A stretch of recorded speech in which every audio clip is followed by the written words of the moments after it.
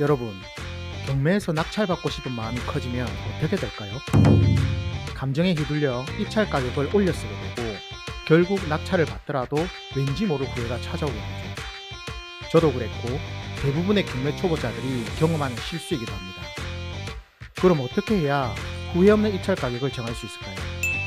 오늘은 제가 직접 겪은 감정 때문에 일어난 경매에서의 후회와 어떻게 그 감정을 배제하고 저만의 입찰 기준을 세웠는지에 대해 이야기해보겠습니다.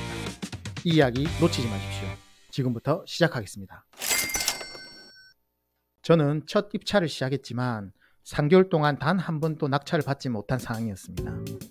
그날도 입찰을 위해 대구 서부 지원으로 향했죠. 도착을 하니 입찰 마감까지는 40분이 남은 상황. 처음 가보는 곳이라 주차까지 시간이 좀 걸리긴 했지만 시간 때문에 입찰에 문제될 사항은 아니었습니다. 하지만 문제가 있었죠.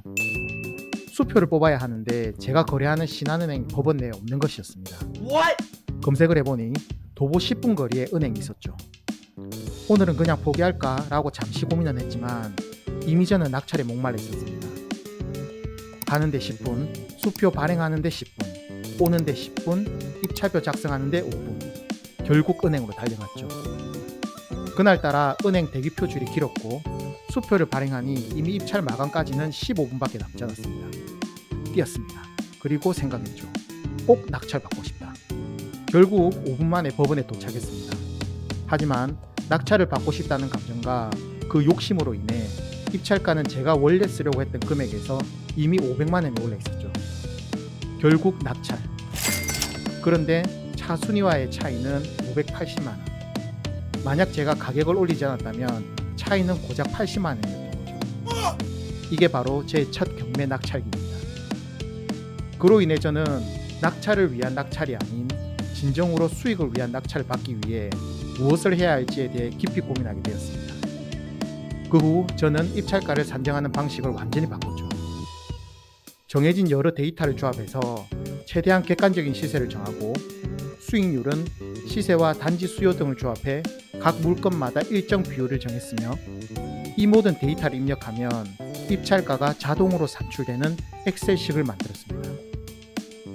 정해진 입찰가는 큰 변수가 생기지 않는 이상 입찰 과정에서 절대 변경하지 않았습니다. 이렇게 함으로써 감정적인 결정이 아닌 객관적이고 체계적인 입찰가를 산출할 수 있었습니다. 그 이후 더 이상 첫 낙찰과 같은 에피소드는 발생하지 않았죠. 우리가 경매하는 이유는 뭘까요? 낙찰? 아니죠. 최종적으로는 낙찰을 통해 수익을 창출하는 것이 우리의 목표입니다.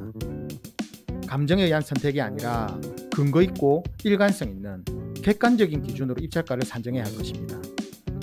내가 정한 입찰가에 대해서 왜 이 금액이 나왔는지 누군가에게 설명할 수 있을 정도로 금액 산정에 있어 나만의 근거가 있어야 됩니다. 여러분도 경매에 후회 없는 낙찰을 받고 싶다면 감정을 배제하고 객관적인 데이터를 바탕으로 입찰가를 한번 정해보십시오. 앞으로도 경매와 부동산 투자에 대해 제가 경험한 유용한 팁과 경험들을 계속해서 나누도록 하겠습니다. 여러분의 성공적인 투자를 응원합니다. 그럼 다음 영상에서 다시 뵙겠습니다. 감사합니다.